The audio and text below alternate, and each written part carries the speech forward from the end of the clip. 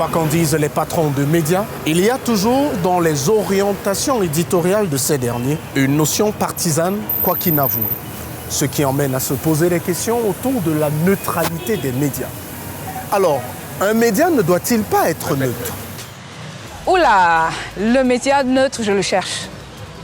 Je le cherche et je ne le cherche pas seulement au Cameroun, je le cherche à travers le monde.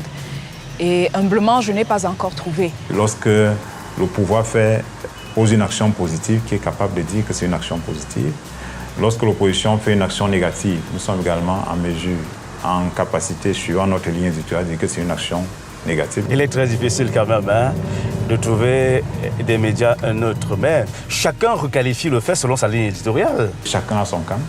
Et dans cet environnement où l'alignement compulsif est la règle, je crois que Mutation est le seul, sinon l'un des rares journaux à garder sa ligne.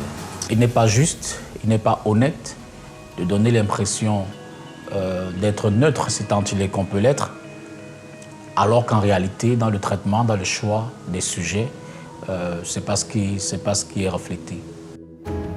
Une absence de neutralité qui s'explique de l'avis des acteurs du monde des médias. Et parmi les raisons évoquées, il y a la question de la formation des journalistes, eux qui sont en charge d'appliquer les lignes éditoriales des médias pour lesquels ils travaillent. Et bien entendu, le rôle parfois trouble du gouvernement. Si vous êtes financé par quelqu'un, il vous dit ce que vous devez dire.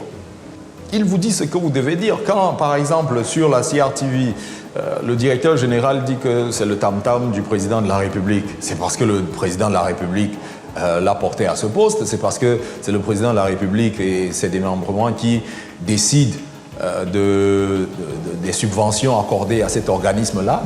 Et par contre, si vous avez des accointances avec des gens qui ont intérêt à ce que le son de cloche contraire retentisse un peu plus, ces personnes-là mettent les moyens. Et si vous vous rendez compte que votre lectorat est celui qui préfère les scoops, le sexe, le scandale, ce que vous faites, c'est que vous donnez au lectorat ce que le lectorat veut et ça vous permet de survivre. Donc, il y a ce problème de dépendance financière qui entraîne une dictature dans la ligne éditoriale. Certains parce que simplement ils n'ont pas été formés pour, c'est-à-dire qu'ils ne sont pas allés formellement dans une école. Malheureusement, on ne met pas des mots assez clairs sur la ligne éditoriale dans les organes de presse.